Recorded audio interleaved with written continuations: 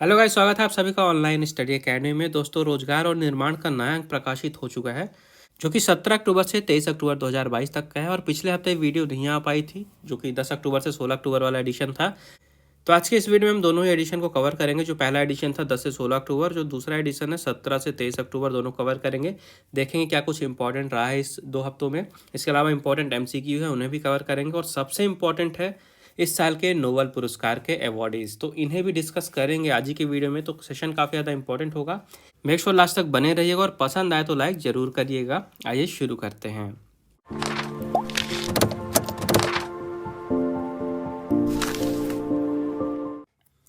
तो सबसे पहले बात करते हैं यहाँ पे 2022 के नोबेल पुरस्कार के विजेताओं के नाम की। तो 2022 के नोबेल पुरस्कार डिसाइड कर दिए गए हैं, अनाउंस कर दिए गए हैं। और सभी को पता है कि नोबेल पुरस्कार काफ़ी ज़्यादा इंपॉर्टेंट है। 99.9% बात करें तो इनके चांसेस हैं क्वेश्चन के आने के एग्ज़ाम में। कोई भी लेवल का एग्ज़ाम हो, यहाँ से क्वेश्चन बनने के चांसेस हैं। ठीक है, तो सबसे पहले देखते हैं कि इस साल का मेडिसिन यानी कि फिजियोलॉजी का अवार्ड किसे दिया गया है। तो 2022 का जो पुरस्कार है ये स्वीडन के वैज्ञानिक हैं स्वांते पावो, इन्हें दिया गया है। 2022 का नोबेल पुरस्कार मेडिसिन में स्वांते पावो को दिया गया है, जो कि स्वीडन के वैज्ञानिक है। इसके बाद भौतिकी में बात करें यानी फिजिक्स में, तो क्वांटम साइंस में 3 वैज्ञानिकों को नोबेल पुरस्कार दिया गया है 2022 का। सबसे पहले फ्रांस के एलन आस्पेक्ट, ये फ्रांस के हैं। इसके बाद अमेरिका के जॉन एफ क्लोजर, ये अमेरिका के हैं जॉन एफ क्लोजर। और इसके बाद ऑस्ट्रिया के एंटन जिलिंगर। तो इन 3 वैज्ञानिकों के नाम आपको याद रखने हैं, फिजिक्स के विनर हैं। फिर केमिस्ट्री के विनर की बात करते हैं तो अणुओं के विखंडन पर 3 वैज्ञानिकों को इस साल का नोबेल पुरस्कार दिया गया है, जिसमें अमेरिका की कैरोलिन बटोरजी। इसके बाद डेनमार्क के कोपेनहेगन यूनिवर्सिटी के मोर्टन मेल्डल कहाँ के, डेनमार्क के। इसके बाद अमेरिका की कैलिफोर्निया के ही हैं बैरी शार्पलेस। तो 3 वैज्ञानिकों के नाम याद रखने हैं आपको केमिस्ट्री में भी। फिर बात करते हैं साहित्य यानी लिटरेचर की। तो इस साल का जो साहित्य का पुरस्कार गया है ये फ्रांस की लेखिका हैं एनी एनर्क्स, इनको दिया गया है। फिर बात करते हैं शांति का नोबेल पुरस्कार। तो देखिए, जो शांति का पुरस्कार है ये व्यक्तियों को और इसके साथ ही साथ संस्थाओं को भी दिया जा सकता है। तो इस साल का जो नोबेल शांति पुरस्कार है, व्यक्तियों में बात करें तो बेलारूस के अधिकारी हैं एल.एस. वियालियात्स्की, इन्हें दिया गया है। कहाँ के हैं, बेलारूस के एल.एस. वियालियात्स्की। इसके बाद रूसी समूह है मेमोरियल, जिसका नाम है, इसे दिया गया है। और यूक्रेन का संगठन है जिसका नाम है सेंटर फॉर सिविल लिबर्टीज़। तो इन तीनों को संयुक्त रूप से इस साल का नोबेल शांति पुरस्कार दिया गया है।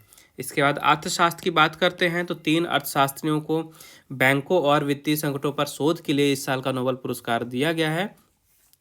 तो अमेरिका के हैं तीनों अर्थशास्त्री, इनका नाम है बेन बर्नानके। इसके बाद हैं डगलस डायमंड। और इसके बाद हैं फिलिप डाइबविग। तो ये 3 अर्थशास्त्री हैं, इनका नाम आपको याद रखना है, जिनको इस साल का नोबेल पुरस्कार दिया गया है। तो इस साल के जितने भी विजेता थे इनका नाम तो हमने पढ़ लिया। अब एग्ज़ाम में क्या है कि स्टैटिक पॉइंट से भी क्वेश्चन पूछ सकता है। ठीक है, काफ़ी सारे क्वेश्चन पहले भी बनाए जा चुके हैं नोबेल पुरस्कार से। कुछ काफ़ी ज़्यादा कॉमन क्वेश्चन हैं जो कि काफ़ी बार रिपीट भी हो चुके हैं, तो उन्हें हम एक बार देख लेते हैं किस टाइप से क्वेश्चन आते हैं। तो देखिए, सबसे पहला क्वेश्चन है जैसे कि नोबेल पुरस्कार की शुरुआत कब हुई थी। तो अल्फ्रेड नोबेल के नाम पे दिया जाता है ये पुरस्कार, याद रखिएगा। और सबसे पहले इसकी शुरुआत हुई थी 1901 में। नेक्स्ट क्वेश्चन है नोबेल पुरस्कार कितने श्रेणियों में दिया जाता है। तो अभी ये पुरस्कार 6 श्रेणियों में दिया जाता है। नेक्स्ट क्वेश्चन है वर्ष 1901 में पहला नोबेल पुरस्कार कितने श्रेणियों में दिया गया था। अब देखिए, अभी तो ये पुरस्कार 6 श्रेणियों में दिया जाता है, लेकिन जब से शुरुआत हुई थी 1901 में, तब यह पुरस्कार 5 श्रेणियों में दिया जाता था। कौन सी थी, रसायन विज्ञान, भौतिकी, साहित्य, शांति और चिकित्सा यानी फिजियोलॉजी। कौन सा क्षेत्र नहीं था यहाँ पे, तो यहाँ पे अर्थशास्त्र नहीं था। ठीक है, अर्थशास्त्र में पहले यह पुरस्कार नहीं दिया गया था। अर्थशास्त्र के क्षेत्र में पहला नोबेल पुरस्कार कब दिया गया था, तो यह दिया गया था 1968 में। और 1968 में जब इस क्षेत्र में पुरस्कार दिया गया, उसके बाद से फिर इसे 6 कैटेगरी यानी 6 क्षेत्रों में दिया जाने लगा। इसके बाद है वर्ष 1901 में सबसे पहले नोबेल पुरस्कार से कितने व्यक्तियों को सम्मानित किया गया था? तो सबसे पहली बार 5 व्यक्तियों को सम्मानित किया गया था 1901 में। फिर है अर्थशास्त्र के क्षेत्र में पहला नोबेल पुरस्कार किसे प्रदान किया गया था? तो सबसे पहले रग्नार फ्रिस्क और जॉन टिनबर्गेन को ये पुरस्कार दिया गया था। इसके बाद इंपॉर्टेंट क्वेश्चन है, काफ़ी बार पूछा गया है कि नोबेल पुरस्कार से सम्मानित प्रथम भारतीय कौन थे? तो प्रथम भारतीय थे रविंद्रनाथ टैगोर जी। ठीक है। इसके बाद है नोबेल पुरस्कार से सम्मानित प्रथम महिला कौन थी? तो प्रथम महिला थी मैरी क्यूरी और इन्हें 2 बार नोबेल पुरस्कार मिल चुका है। इसके बाद अब तक कितने भारतीयों को नोबेल पुरस्कार से सम्मानित किया जा चुका है? तो इसका उत्तर है 12। देखिए इसके आपको अलग अलग आंसर मिलेंगे हर जगह, लेकिन जो यहाँ 12 लिखा गया तो इसमें ज़रूरी नहीं है कि वो भारत में ही पैदा हुए हों। अगर बाहर भी पैदा हुए हैं, वो भारतीय मूल के हैं, तो भी उन्हें भारतीय कहा गया है। तो इस टाइप से टोटल 12 भारतीय या भारतीय मूल के व्यक्ति हैं जिनको नोबेल पुरस्कार से सम्मानित किया जा चुका है अभी तक। इसके बाद शांति के क्षेत्र में सबसे पहला नोबेल पुरस्कार किसे प्रदान किया गया था? तो सबसे पहले शांति क्षेत्र में पुरस्कार दिया गया था जीन हेनरी डुनांट को। इसके बाद नोबेल पुरस्कार से सम्मानित प्रथम भारतीय महिला कौन थी? यह भी इंपॉर्टेंट क्वेश्चन है। तो प्रथम भारतीय महिला थी मदर टेरेसा। चलिए नोबेल पुरस्कार तो डिस्कस कर लिया, अब कुछ बढ़ते हैं आगे करंट अफेयर्स की तरफ। तो यहाँ पे भारतीय वायुसेना के बेड़े में हल्के लड़ाकू हेलीकॉप्टर शामिल हुए हैं रिसेंट में, और इनका नाम आपको याद रखना है, इनका नाम दिया गया है प्रचंड। ठीक है, ये प्रचंड इनका नाम दिया गया है और ये स्वदेशी तकनीक से बनाए गए हैं, स्वदेशी टेक्निक का यूज़ करके इन्हें डेवलप किया गया है। हल्के लड़ाकू हेलीकॉप्टर हैं प्रचंड, इनके पहले बैच को अभी हाल ही में भारतीय वायुसेना में शामिल किया गया है। इसके बाद भारतीय वायुसेना में अगले वर्ष से महिला अग्निवीरों की भर्ती होगी। काफ़ी ज़्यादा गुड न्यूज़ है ये, अगर कोई फीमेल अपना कैरियर बनाना चाहती हैं एयरफोर्स में। तो देखिए भारतीय थल सेना और नौसेना यहाँ पे ऑलरेडी अग्निवीरों की भर्ती हुई है, मेल और फीमेल दोनों में। बाकी भारतीय वायुसेना में अभी सिर्फ मेल्स की भर्ती हुई थी, और जो भारतीय वायुसेना के प्रमुख हैं air chief marshal Shri V R. Chaudhari ji, इन्होंने इन्फॉर्मेशन दी है कि अगले साल से यहाँ पे महिला अग्निवीरों की भी भर्ती शुरू कर दी जाएगी भारतीय वायुसेना में भी। तो अगर आप अपना वहाँ पे करियर बनाना चाहते हो तो आपके लिए गुड न्यूज़ है, उसे चेकआउट जरूर करिएगा। इसके बाद यहाँ पे भारतीय रिजर्व बैंक ने एक नई निगरानी प्रणाली लॉन्च की है। ये जो निगरानी प्रणाली है इसका नाम दिया गया है दक्ष। दक्ष आपको नाम याद रखना। दक्ष क्या है? यह एक एप्लीकेशन है, मतलब कि वेब डेवलपमेंट, वेब आधारित एक एंड टू एंड एप्लीकेशन है, जिसको यूज़ करके जो आरबीआई है, ये जो अलग अलग बैंक होते हैं और जो एनबीएफसी है यानी नॉन बैंकिंग फाइनेंस कंपनियां, इनकी जो भी यूनिट होती हैं, अलग अलग जगह इनके ब्रांचेस होती हैं, तो इन पे एक तरह से निगरानी का काम कर सकती है आरबीआई इस एप्लीकेशन का यूज़ करके। तो इस प्रणाली का नाम दिया गया है दक्ष। अब बात हुई है यहाँ पे आरबीआई की यानी भारतीय रिजर्व बैंक की। ये है आपके भारत का बैंकों का बैंक। तो आरबीआई का स्ट्रक्चर आप सभी को पता है, एक यहाँ पे गवर्नर होते हैं और 4 डिप्टी गवर्नर होते हैं। ठीक है, तो अभी प्रेजेंट में गवर्नर कौन है? प्रेजेंट में गवर्नर है शक्तिकांत दास। और ये कौन से नंबर के गवर्नर हैं? ये हैं 25वें नंबर के गवर्नर, 25th गवर्नर। अब जो भारतीय रिजर्व बैंक है इसकी स्थापना कब हुई थी? तो इसकी स्थापना हुई थी 1935 में। कहाँ पे हुई थी? कोलकाता में। ठीक है, इसके बाद इसका जो हेडक्वार्टर है ये प्रेजेंट में कहाँ है? तो अभी मुख्यालय इसका है मुंबई महाराष्ट्र में। और जब 1935 में इसकी स्थापना हुई थी कलकत्ता में, इसके बाद 1937 में इसके मुख्यालय को लाया गया था मुंबई महाराष्ट्र में। तो इतने स्टैटिक आपको आरबीआई से याद रखने हैं। फिर यहाँ पे आईएमएफ की बात करते हैं। आईएमएफ यानी कि इंटरनेशनल मॉनेटरी फंड। तो इन्होंने अभी हाल ही में भारत की जो जीडीपी है उसके विकास दर का अनुमान लगाया है। तो वर्ष 2022 में भारत का जो विकास दर है इसको इन्होंने अनुमानित किया है कि 6.8% रहेगा। ठीक है, तो अभी वैश्विक मंदी का असर चल रहा है पूरे विश्व भर में, आप सभी को पता है। इस कारण से ये जो रेटिंग दी गई है काफ़ी कम दी गई है। तो आईएमएफ के अकॉर्डिंग जो इन्होंने रिपोर्ट प्रकाशित की है, एक वैश्विक आर्थिक परिदृश्य रिपोर्ट, तो यहाँ से आप रिपोर्ट का भी नाम याद रखें। कई बार रिपोर्ट का नाम दे देता है, पूछता है कि ये किस संस्था के द्वारा जारी किया जाता है। तो वैश्विक आर्थिक परिदृश्य जो है ये आईएमएफ के द्वारा जारी किया जाता है, और इस रिपोर्ट के अनुसार वर्ष 2022 में भारत का जो विकास दर है ये 6.8% रहेगा, ये अनुमान लगाया गया है। अब बात करते हैं इंटरनेशनल मॉनेटरी फंड की। तो इसकी स्थापना हुई थी 1945 में। इसका मुख्यालय है वॉशिंगटन डीसी में, जो कि यूएसए में है, और यहाँ की मैनेजिंग डायरेक्टर है क्रिस्टलिना जॉर्जीवा। ये स्टैटिक आपको यहाँ से याद रखने हैं। फिर आते हैं यहाँ पे वर्ल्ड यूनिवर्सिटी रैंकिंग अभी जारी की गई है टाइम्स हायर एजुकेशन के द्वारा। तो 2023 की रैंकिंग जारी की गई है और इस रैंकिंग में भारत के 75 शिक्षण संस्थानों ने जगह बनाई है। टॉप 300 में सिर्फ एक भारतीय संस्थान है। टॉप 300 में सिर्फ एक भारतीय संस्थान है। कौन सा है? IISc बेंगलुरु। ठीक है, ये आपको याद रखना है। इसके बाद बात करते हैं टॉप किसने किया है इस रैंकिंग में। तो इस रैंकिंग में टॉप किया है ऑक्सफोर्ड यूनिवर्सिटी ने। ऑक्सफोर्ड यूनिवर्सिटी ने टॉप किया है 2023 की रैंकिंग में। इसके बाद बात करते हैं यहाँ पे भारतीय रेलवे की न्यूज़ है। तो इन्होंने सेमी हाई स्पीड ट्रेन जो वंदे भारत एक्सप्रेस थी, उसी की तर्ज में एक जगह से दूसरी जगह पे सामान पहुँचाने के लिए एक सुपर फास्ट मालगाड़ी चलाने का निर्णय लिया है। यानी सिंपल शब्द में बताऊं तो वंदे भारत एक्सप्रेस जो चलती है, आपको पता सेमी हाई स्पीड ट्रेन है, काफ़ी ज़्यादा स्पीड है उसको। तो जो एक जगह से दूसरी जगह पे सामान पहुँचाती मालगाड़ी, तो उसको भी रफ्तार बढ़ाने के लिए, ताकि सामान ज़्यादा से ज़्यादा इंपोर्ट एक्सपोर्ट हो सके जल्दी एक स्टेट से दूसरे स्टेट में, तो एक सुपर फास्ट मालगाड़ी चलाने का निर्णय लिया गया है भारतीय रेलवे की तरफ से। तो सबसे ज़्यादा इंपॉर्टेंट दो चीज़ याद रखिएगा कि सब अभी ये जो सुपर फास्ट मालगाड़ी है, ये दिल्ली एनसीआर क्षेत्र तथा मुंबई क्षेत्र के बीच में चलाई जाएगी। एक पॉइंट याद हो गया। दूसरा पॉइंट ये याद रखिएगा कि इसका नाम क्या दिया गया है। इसका नाम दिया गया है फ्रेट EMU। क्या है? Freight EMU। 2 पॉइंट आपको याद रखने ही रखने हैं, इसका नाम और कहाँ पे चलेगी। इसके बाद और देखते हैं चर्चा में कौन रहे हैं। तो सबसे पहले हैं पूर्व air chief marshal RKS Bhadauria ji. तो इनका नाम चर्चा में क्यों है? सबसे पहले इंपॉर्टेंट है क्योंकि ये पूर्व एयर चीफ मार्शल रह चुके हैं और अब ये डिफेंस कॉरिडोर के नोडल अधिकारी बन गए हैं। ठीक है, तो पूर्व air chief marshal RKS Bhadauria ji Uttar Pradesh defence corridor के नोडल अधिकारी नियुक्त किए गए हैं अभी रिसेंट में। इस कारण से इनका नाम चर्चा में है। इसके बाद अंतर्राष्ट्रीय अंतरिक्ष स्टेशन से एक न्यूज़ है। यहाँ पे योग करते हुए एक वीडियो जारी किया गया है। यहाँ पे जो अंतरिक्ष यात्री हैं समांथा क्रिस्टोफोरेटी, इन्होंने इस वीडियो को जारी किया है और ये भी बताया है कि जीरो ग्रेविटी में योग करके कैसा लगता है। तो इस बारे में इंफॉर्मेशन देने के लिए ये वीडियो जारी किया गया है। इसके बाद है लेफ्टिनेंट जनरल अनिल चौहान।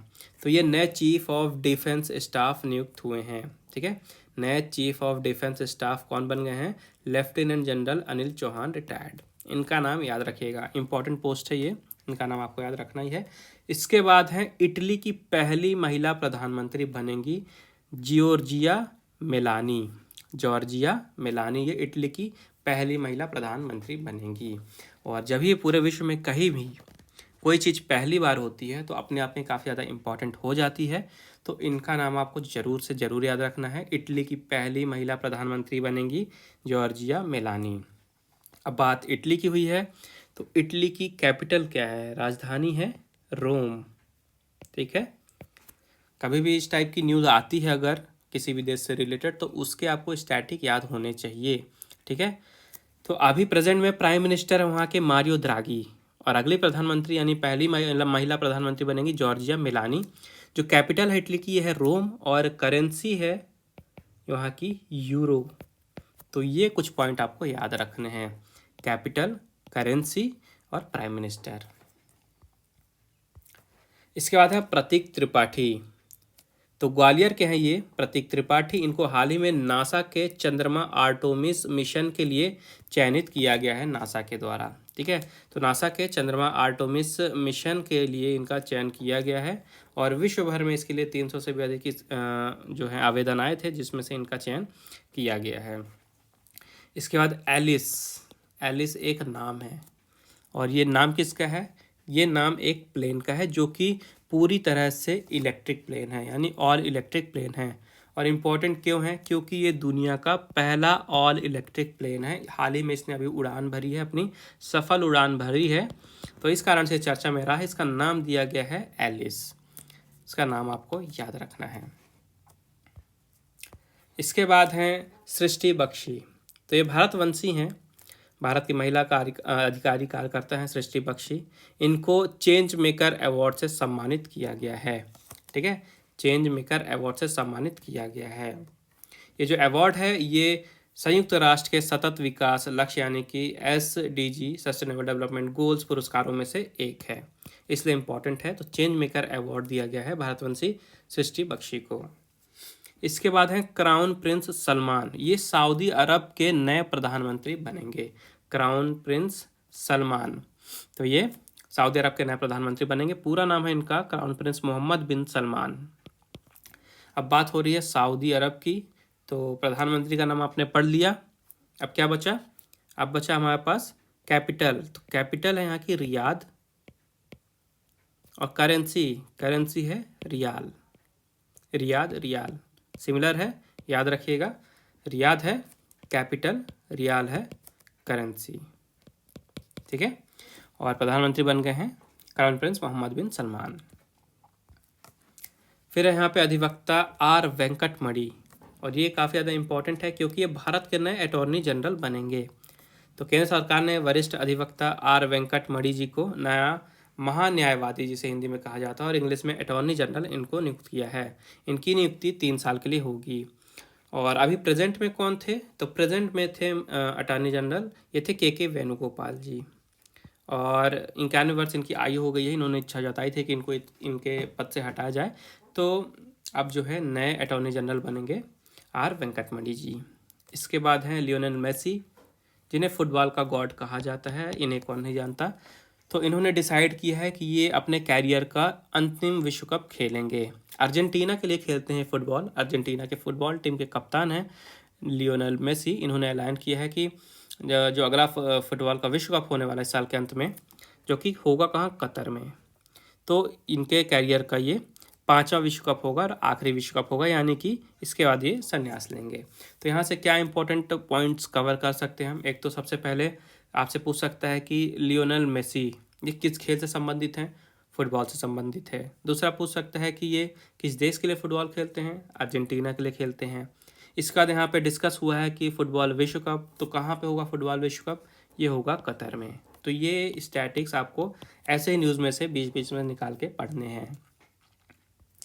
इसके बाद है पंकज त्रिपाठी।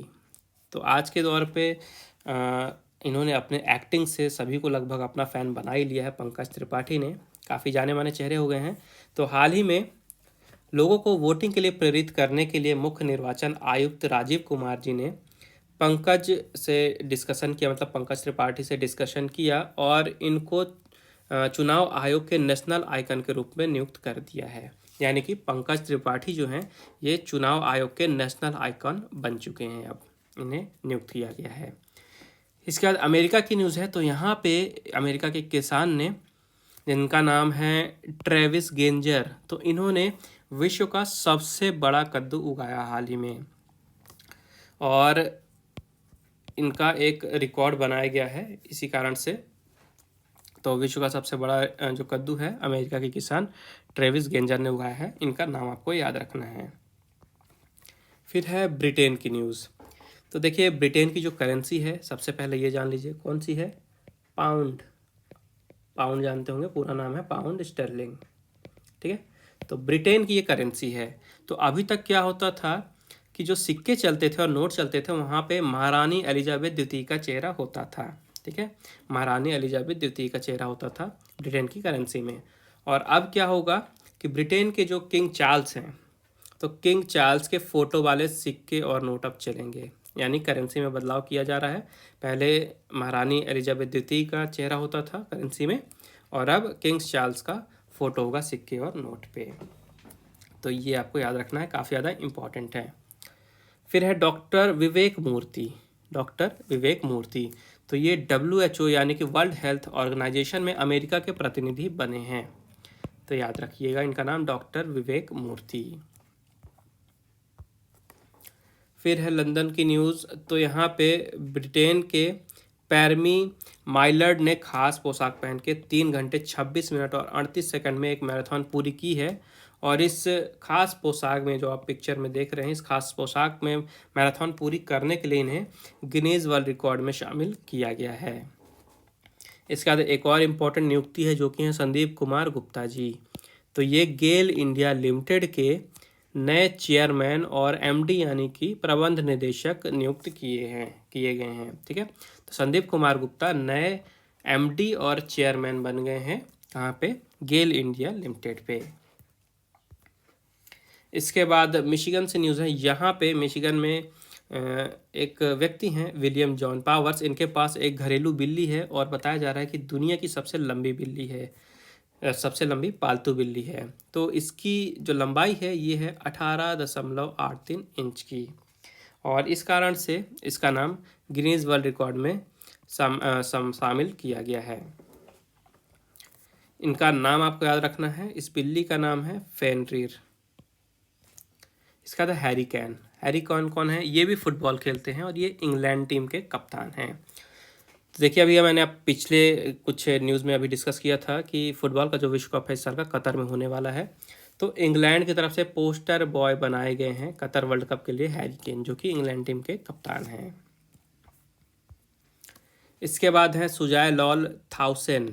सुजाय लॉल थाउसेन ये सीआरपीएफ के महानिदेशक नियुक्त किए गए हैं। सुजाय लॉल थाउसेन कहाँ के, सीआरपीएफ के महानिदेशक नियुक्त किए गए हैं। इसके बाद अमेरिका में एक तूफान आया है और तूफान से भी काफ़ी क्वेश्चन पूछे जा चुके हैं। चक्रवात, तूफान, भूकंप, सुनामी जो भी आते हैं इनसे भी क्वेश्चन पूछते हैं, खासकर इनके नाम से रिलेटेड कि इसका नाम क्या था। ठीक है, तो अमेरिका में तूफान आया है जिसका नाम था इयान। हाल ही में इसने काफ़ी तबाही मचाई है अमेरिका के फ्लोरिडा और उत्तरी कैलिफोर्निया में। तो इसका नाम आपको याद रखना है, इयान इसका नाम था। इसके बाद देखते हैं स्मृति शेष। तो सबसे पहले यहाँ पे ग्रैमी विजेता रैपर हैं जिनका नाम है कूलियो। हाल ही में 59 वर्ष की आयु में इनका निधन हो गया है। इसके बाद है पूर्व फीफा रेफरी सुमंत घोष। सुमंत घोष हाल ही में 70 वर्ष की आयु में इनका निधन हो गया है। इसके बाद है एवरेस्ट पर तिरंगा फहराने वाली सविता। ठीक है, उत्तराखंड की हैं ये। तो इन्होंने एवरेस्ट पे तिरंगा फहराया था और इनका नाम है सविता। हाल ही में एक हादसे में इनका भी देहांत हो गया है, तो इनका नाम भी आपको याद रखना है। इसके बाद हैं उद्योगपति तुलसी तांती। इनको पवन पुरुष के नाम से भी जाना जाता था। तो हाल ही में 64 वर्ष की आयु में इनका भी निधन हो गया है। इसके बाद हैं फिल्म और टेलीविज़न अभिनेता अरुण बाली। नाम से तो पता नहीं आप पहचानते हैं कि नहीं, बट आप पिक्चर में देखेंगे तो पहचान जाएंगे। तो इनका नाम है अरुण बाली, एक्टर थे ये। हाल ही में इनका भी निधन हो गया है। इसके बाद हैं एटलस ग्रुप के चेयरमैन रामचंद्रन जी। हाल ही में इनका भी 80 वर्ष की आयु में निधन हो गया है। इसके बाद मूव करते हैं इम्पॉर्टेंट डेज की तरफ। तो सबसे पहले है विश्व मानक दिवस यानी कि वर्ल्ड स्टैंडर्ड्स डे, जो कि 14 अक्टूबर को मनाया जाता है हर साल। इस साल इसके लिए थीम रखी गई है shared vision for a better world. Shared vision for a better world हर साल 14 अक्टूबर के दिन मनाया जाता है। थीम भी काफ़ी ज़्यादा इंपॉर्टेंट होती है, कई बार एग्जाम में थीम सीधे पूछ लेता है, याद रखिएगा। तो ये दिन क्यों मनाया जाता है, तो जो भी मानकीकरण के महत्व के बारे में जागरूकता बढ़ाने के लिए इस दिन को मनाया जाता है। जो भी नियम बनाए जाते हैं उपभोक्ता और उद्योग के बीच में, जो मानक तय किए जाते हैं उनके बारे में लोगों को जागरूक करने के लिए दिन मनाया जाता है। तो सबसे पहला जो विश्व मानक दिवस था ये 1970 में मनाया गया था। अब जो मानकीकरण है इसके लिए एक अंतर्राष्ट्रीय संगठन बनाया गया है जिसका नाम है अंतर्राष्ट्रीय मानकीकरण संगठन, जिसकी स्थापना 23 फरवरी 1947 में की गई थी। कहाँ पे, यूनाइटेड किंगडम में। ठीक है, तो इसका भी मुख्यालय जो है प्रेजेंट में जिनेवा स्विट्जरलैंड में है। इसकी स्थापना की गई थी 23 फरवरी 1947 में लंदन में। और यहाँ के अध्यक्ष हैं उल्रिका फ्रेंके। उल्रिका फ्रेंके यहाँ के अध्यक्ष हैं। तो ये 3 स्टैटिक यहाँ से याद रखने हैं। फिर एक और दिन देखते हैं महत्वपूर्ण, जो कि काफ़ी ज़्यादा इंपॉर्टेंट है, वर्ल्ड फूड डे यानी कि विश्व खाद्य दिवस, जो कि 16 अक्टूबर को हर साल मनाया जाता है। और हर साल इसके लिए भी नई थीम होती है। इस साल की थीम है लीव नो वन बिहाइंड। ठीक है, 2022 की थीम है वर्ल्ड फूड डे की लीव नो वन बिहाइंड। तो 16 अक्टूबर को ही डेट क्यों चुनी गई, क्योंकि जो FAO है यानी फूड एंड एग्रीकल्चर ऑर्गेनाइजेशन, जिसे हिंदी में कहा जाता है खाद्य और कृषि संगठन।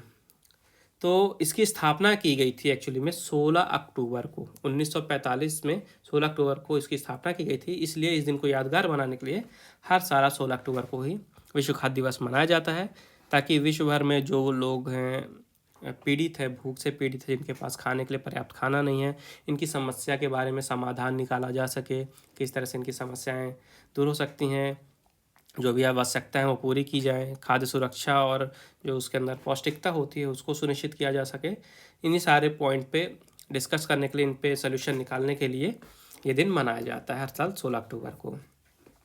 अब यहाँ पे चर्चा में आया है फूड एंड एग्रीकल्चर ऑर्गेनाइजेशन, खाद्य और कृषि संगठन।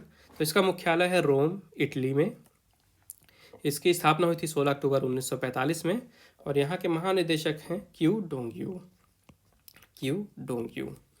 तो ये कुछ पॉइंट्स और डेट और थीम, ये सारी चीज़ें आपको याद रखनी है।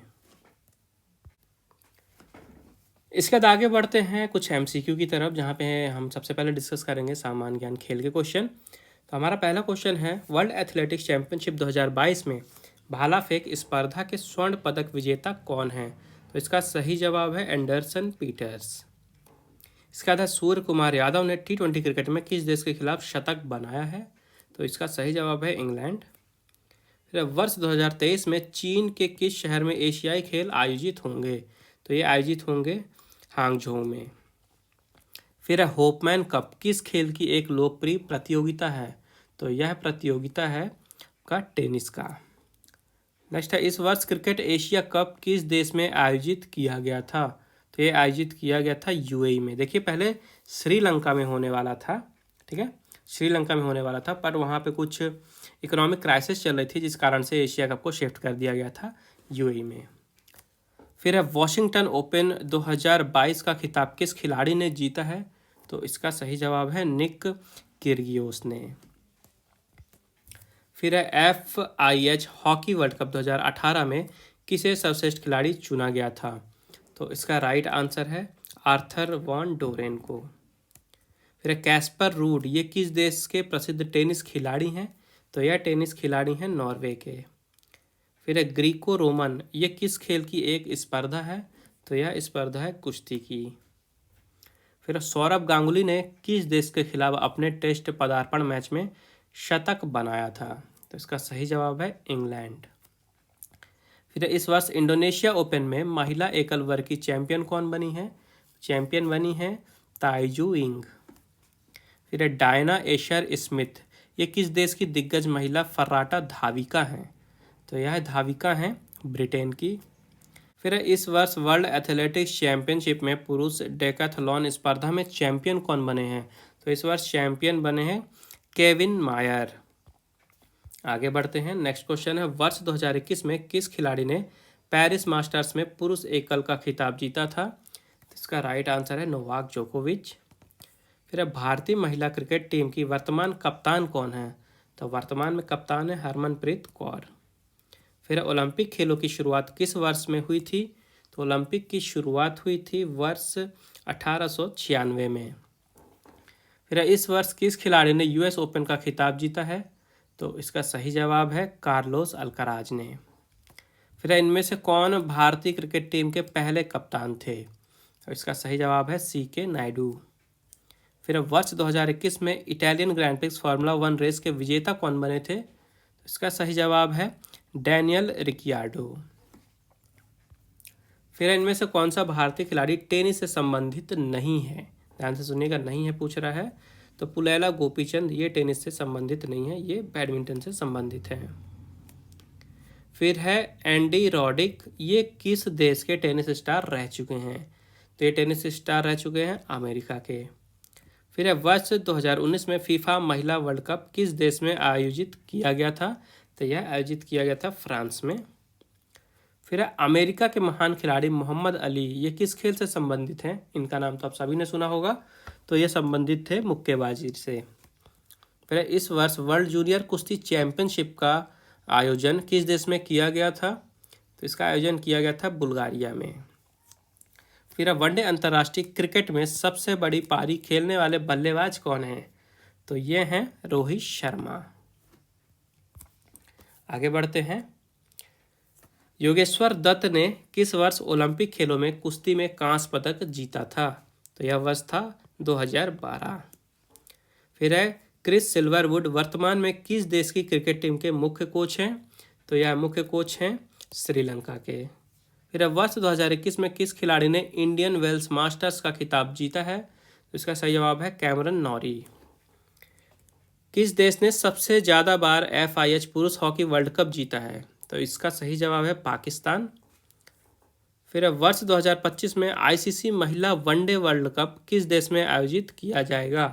तो यह आयोजित किया जाएगा भारत में, और क्योंकि भारत में आयोजित होगा इसलिए इम्पॉर्टेंट है। फिर है अलेक्जेंडर ज्वेरेव, ये किस देश के दिग्गज टेनिस खिलाड़ी हैं? तो यह खिलाड़ी हैं जर्मनी के। फिर है इस वर्ष ICC T20 वर्ल्ड कप किस देश में आयोजित किया जा रहा है? तो इस वर्ष आयोजित किया जा रहा है ऑस्ट्रेलिया में। नेक्स्ट है, इनमें से कौन सा खेल एशियन गेम्स 2023 का हिस्सा नहीं है? तो इस वर्ष जो है बिलियर्ड्स एशियन गेम्स 2023 का हिस्सा नहीं है। फिर है अनिर्बान लाहिड़ी, ये किस खेल में भारत का प्रतिनिधित्व करते हैं? तो यह प्रतिनिधित्व करते हैं गोल्फ में। फिर है इस वर्ष कनाडा मास्टर्स में महिला एकल वर्ग की चैंपियन कौन बनी है? तो इस वर्ष चैंपियन बनी है सिमोना हालेप। फिर है मिरोस्लाव क्लोस, ये किस देश के दिग्गज फुटबॉलर रहे हैं? तो यह फुटबॉल खेलते थे जर्मनी के लिए। फिर अब भारत ने इनमें से किस वर्ष ICC चैंपियंस ट्रॉफी का खिताब जीता है? तो इसका सही जवाब है वर्ष 2013 में। नेक्स्ट है, इस वर्ष महिला कोपा अमेरिका कप का खिताब किस देश ने जीता है? तो इस वर्ष जीती है ब्राज़ील की टीम। फिर अब वर्ष 2006 में किस शहर में कॉमनवेल्थ गेम्स आयोजित किए गए थे? तो ये आयोजित किए गए थे मेलबर्न में। फिर इनमें से किस गेंदबाज ने टेस्ट क्रिकेट में एक पारी में 10 विकेट लिए हैं? तो इसका सही जवाब है एजाज पटेल, एक पारी में, और इन्होंने भारत के खिलाफ ही लिया था, इसलिए इम्पोर्टेंट है। फिर है मध्य प्रदेश की प्राची यादव, ये किस खेल में देश का प्रतिनिधित्व करती हैं? तो इसका सही जवाब है पैरा कैनोइंग में। फिर इस वर्ष कॉमनवेल्थ गेम्स में किस देश ने क्रिकेट स्पर्धा का स्वर्ण पदक जीता है? तो इसका सही जवाब है ऑस्ट्रेलिया। फिर अब वर्ष 2018 में किसने वर्ल्ड बैडमिंटन चैंपियनशिप में एकल वर्ग का खिताब जीता था? तो इसका सही जवाब है केंटो मोमोटा। ठीक है, अगला क्वेश्चन है, इनमें से किस टेनिस स्टार ने हाल ही में संन्यास लिया है? तो अभी हाल ही में संन्यास लिया है रोजर फेडरर ने। फिर श्रीलंका ने किस वर्ष ICC T20 वर्ल्ड कप जीता था? तो इसका राइट आंसर है वर्ष 2014 में। फिर रोहित शर्मा ने T20 अंतर्राष्ट्रीय क्रिकेट में अब तक कितने शतक बनाए हैं? तो इन्होंने टोटल अभी 4 शतक बनाए हैं। फिर वर्ष 2018 में किस शहर में विंटर ओलंपिक खेल आयोजित किए गए थे?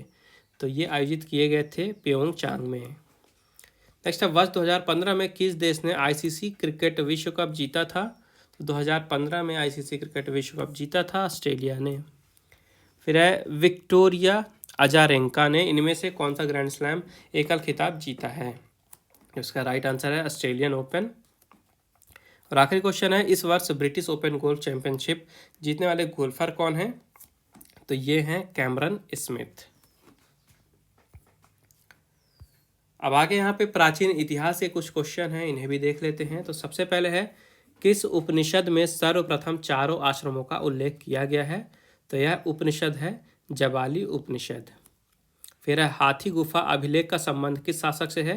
इसका संबंध है खारबेल से।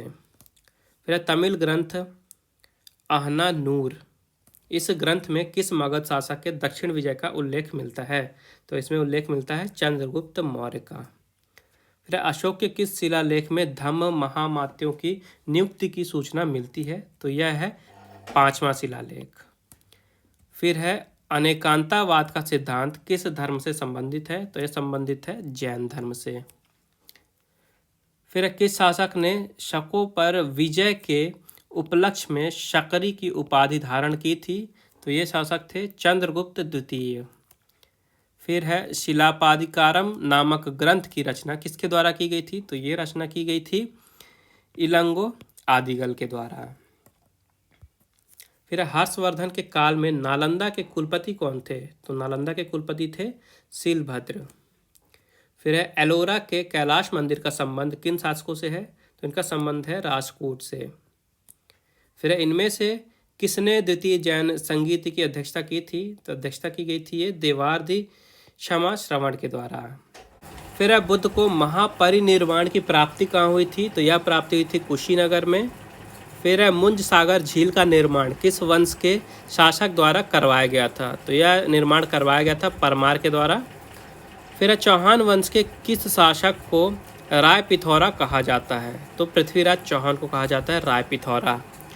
फिर आल्हा उदल किस चंदेल शासक के दरबार में थे? तो यह थे परमार्दी देव के दरबार में। फिर विक्रमशिला विश्वविद्यालय की स्थापना किस पालवंशी शासक के काल में हुई थी? तो उस समय शासक थे धर्मपाल।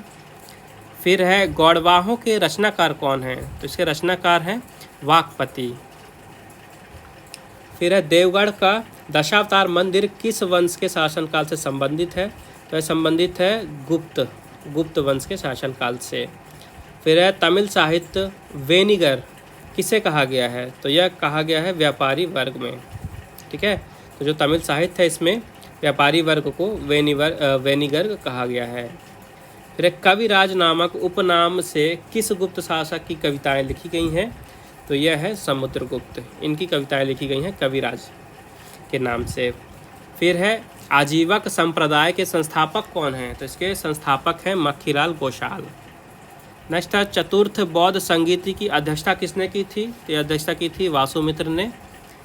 फिर है महाबलीपुरम के रथ मंदिरों का निर्माण किन शासकों द्वारा करवाया गया था? तो यह निर्माण करवाया गया था पल्लव शासकों के द्वारा। फिर है तीनों अवधारणा का प्रयोग कहाँ किया गया है? तो इसका प्रयोग किया गया है तमिल क्षेत्र में। फिर धार्मिक कविताओं का संकलन कुरल है। तो कुरल आपको बताना किस भाषा में है? तो यह है तमिल में। फिर है चरक और नागार्जुन ये किसके शासनकाल में थे? तो ये कनिष्क के शासनकाल में थे।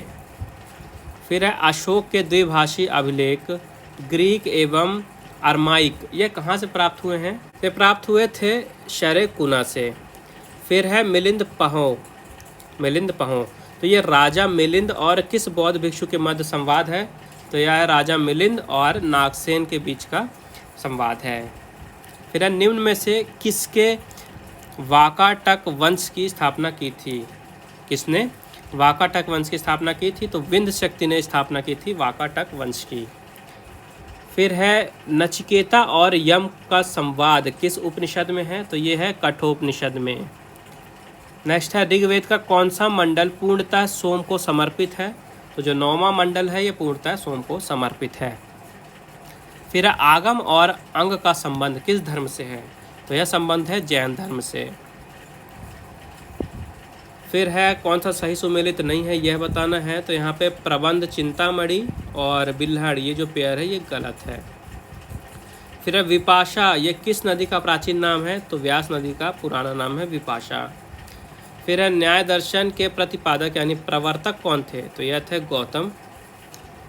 फिर है सिंह किस जैन तीर्थकर का प्रतीक चिन्ह थे? तो यह महावीर के प्रतीक चिन्ह थे।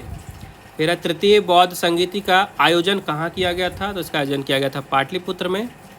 नेक्स्ट है कौल मार्गी एवं समयचारी किस संप्रदाय से संबंधित हैं? तो यह संबंधित हैं आपके शाक्त धर्म से।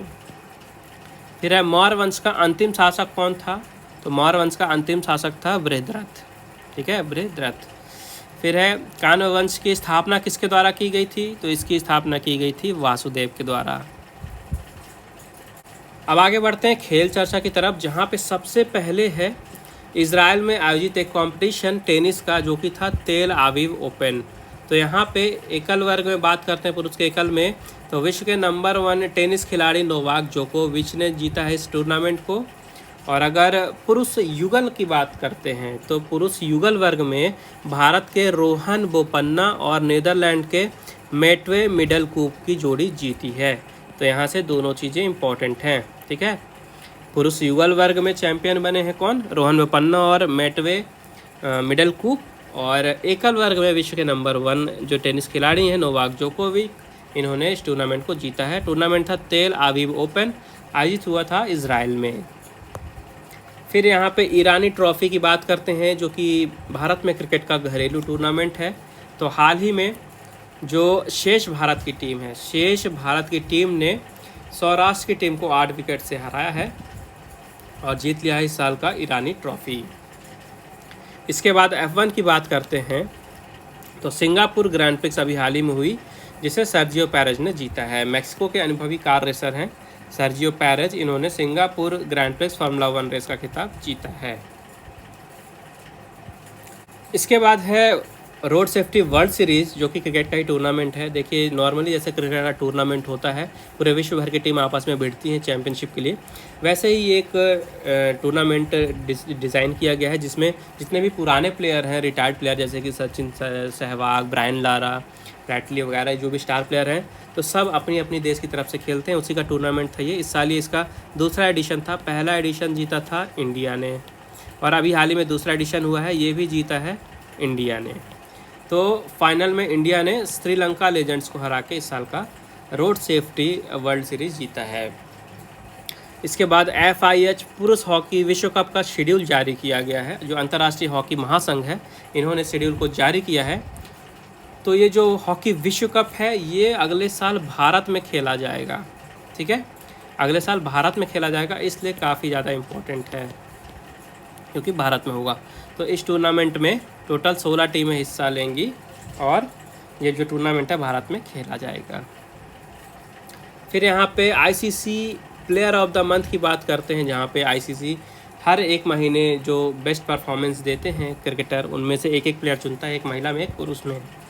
ठीक है, तो अभी सितंबर 2022 का अवार्ड दिया गया है, जहाँ पे महिलाओं में भारत की हरमनप्रीत कौर को ये पुरस्कार दिया गया है, यानी कि ICC women's player of the month बनी है सितंबर 2022 के लिए हरमनप्रीत कौर। वहीं पुरुषों में बात की जाए तो पाकिस्तान के मोहम्मद रिजवान, ठीक है, मोहम्मद रिजवान को पुरुषों में ICC player of the month चुना गया है। इसके बाद है एक और टेनिस का टूर्नामेंट जिसका नाम है ओस्ट्रावा ओपन। तो हाल ही में चेक गणराज्य की महिला टेनिस खिलाड़ी बारबोरा क्रेजिकोवा ने इस साल का ओस्ट्रावा ओपन टेनिस टूर्नामेंट का खिताब अपने नाम कर लिया है। इन्होंने फाइनल में ईगा स्वितेक को हराया है। ठीक है, ये जो टूर्नामेंट है ओस्ट्रावा ओपन टेनिस टूर्नामेंट, ये सर्बिया में हुआ था।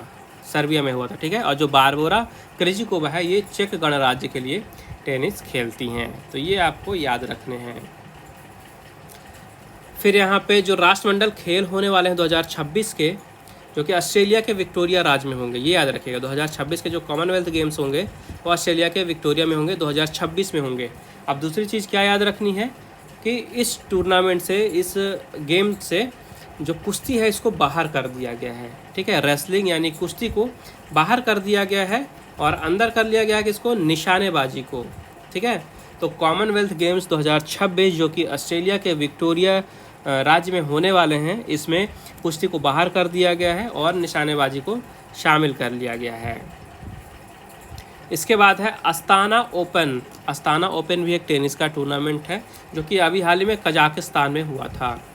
कजाकिस्तान में आयोजित अस्ताना ओपन को जीत लिया है नोवाक जोकोविच ने। ठीक है, सर्बिया के टेनिस प्लेयर हैं, अभी पीछे बताया मैंने आपको, विश्व के नंबर 1 टेनिस प्लेयर भी हैं नोवाक जोकोविच। हाल ही में इन्होंने कजाकिस्तान में आयोजित अस्ताना ओपन भी जीत लिया है। इसके बाद आगे है यहाँ पे 36वां राष्ट्रीय खेल, जो कि गुजरात में आयोजित हुआ था अभी हाल ही में। तो 36वां राष्ट्रीय खेल, तो यहाँ पे मध्य प्रदेश के खिलाड़ियों ने शानदार प्रदर्शन किया है और पहली बार यहाँ पे मलखम्ब शामिल किया गया था। पहली बार राष्ट्रीय खेलों में मलखम्ब शामिल किया गया था। तो यहाँ पे मध्य प्रदेश की टीम ने बेहतरीन प्रदर्शन करते हुए गोल्ड मेडल भी जीता है मलखम्ब में। तो बात करते हैं ओवरऑल परफॉर्मेंस की, तो मध्य प्रदेश ने राष्ट्रीय खेल 2020 में यहाँ पे total 20 gold medal, 25 silver medal और 21 ब्रॉन्ज मेडल मिला के टोटल 66 मेडल जीते हैं। तो ये स्टैट आपको याद रखने हैं। इसके बाद है पोलैंड की युवा टेनिस स्टार ईगा स्वितेक। तो इन्होंने इस वर्ष टेनिस में सबसे अच्छा प्रदर्शन किया, शानदार प्रदर्शन किया है और एक वर्ष में इन्होंने सबसे ज़्यादा मैच जीतने का नया विश्व रिकॉर्ड बनाया है। तो 2022 में इन्होंने टोटल 60 मैच जीते हैं, ठीक है, 60 मैच जीते हैं और एक वर्ष में सबसे ज़्यादा मैच जीतने का विश्व रिकॉर्ड बनाया है, ठीक है। बनाया क्या, एक्चुअली में रिकॉर्ड की बराबरी की है। इसके पहले ये जो रिकॉर्ड है 2017 में बनाया गया था कैरोलिन वोजनियाकी के द्वारा। इन्होंने भी 60 मैच जीते थे एक साल में, तो इगा स्विएटेक ने विश्व रिकॉर्ड की बराबरी कर ली है 60 मैच जीत के एक साल में। इसके बाद है FIH अवार्ड। FIH क्या है, अंतर्राष्ट्रीय हॉकी महासंघ। इन्होंने 2022 के लिए हॉकी अवार्ड्स की घोषणा की है और हरमनप्रीत सिंह ये इस वर्ष के सर्वश्रेष्ठ पुरुष हॉकी खिलाड़ी बने हैं, ठीक है, ये याद रखिएगा, काफ़ी ज़्यादा इंपॉर्टेंट है। FIH अवार्ड्स में हरमनप्रीत सिंह को वर्ष के सर्वश्रेष्ठ पुरुष हॉकी खिलाड़ी के रूप में चुना गया है। इसके अलावा PR श्रीजेश को पुरुष वर्ग में और सविता पुनिया को महिला वर्ग में विश्व की सर्वश्रेष्ठ गोलकीपर चुना गया है। ये 2 पॉइंट भी याद रखिएगा। इसके बाद है F1 की रेस। तो 2022 का ये जो टूर्नामेंट चल रहा था, मतलब जितने भी रेसेस चल रहे थे, तो फाइनली इनका समापन हुआ और जो पूरा अंक था वो डिसाइड किया गया आखिरी रेस के बाद, और मैक्स वर्स्टैपेन फार्मूला 1 के फिर से चैंपियन बन गए हैं लगातार दूसरी बार। पिछली बार भी मैक्स वर्स्टैपेन ही बने थे और इस बार भी मैक्स वर्स्टैपेन ही बने हैं। तो नीदरलैंड के दिग्गज कार रेसर हैं ये मैक्स वर्स्टैपेन। इन्होंने फार्मूला 1 चैंपियनशिप का खिताब लगातार दूसरी बार अपने नाम किया है, ये आपको याद रखना है। इसके बाद आगे बढ़ते हैं। यहाँ पे है भारत के अनुभवी बिलियर्ड्स खिलाड़ी जो हैं पंकज आडवाणी। इन्होंने कुआलालंपुर में आयोजित IBSF विश्व बिलियर्ड्स चैंपियनशिप का खिताब अपने नाम किया है, ठीक है। विश्व चैंपियनशिप जीती है इन्होंने 25वीं बार। कितनी बार? 25वीं बार विश्व चैंपियनशिप जीती है। भारत के अनुभवी बिलियर्ड्स खिलाड़ी हैं पंकज आडवाणी। और ये जो विश्व चैंपियनशिप था ये कुआलालंपुर में आयोजित किया गया था, ये भी आपको याद रखना है। तो आज के अंक में बस इतना ही। आई होप आपको सेशन पसंद आया होगा। अगर वीडियो यूज़फुल लगे तो प्लीज़ वीडियो को लाइक ज़रूर करिएगा, ज़्यादा से ज़्यादा शेयर कीजिए अपने दोस्तों के साथ। और अगर आपने अभी तक चैनल को सब्सक्राइब नहीं किया है तो सब्सक्राइब करके बेल आइकन दबा दीजिए, ताकि जैसा ही अगला अंक प्रकाशित हो उसकी वीडियो आए तो सबसे पहले आपको नोटिफिकेशन आ जाए। इसके अलावा आप ऑनलाइन स्टडी अकेडमी को टेलीग्राम पर भी फॉलो कर सकते हैं, ज्वाइन कर सकते हैं, जहाँ पर आपको daily current affair, vocab, GK, अलग अलग न्यूज़पेपर मैगजीन की PDFs, जॉब्स की नोटिफिकेशन, सब कुछ एक ही प्लेस पे इंपॉर्टेंट आपको मिल जाएगा। तो अगर आप चाहें तो वहाँ ज्वाइन कर सकते हैं। टेलीग्राम चैनल की लिंक आपको इस वीडियो के डिस्क्रिप्शन में मिल जाएगी। बाकी मिलते हैं अगले अंक के प्रकाशन के बाद नेक्स्ट वीडियो में। तब तक के लिए take care and thank you guys.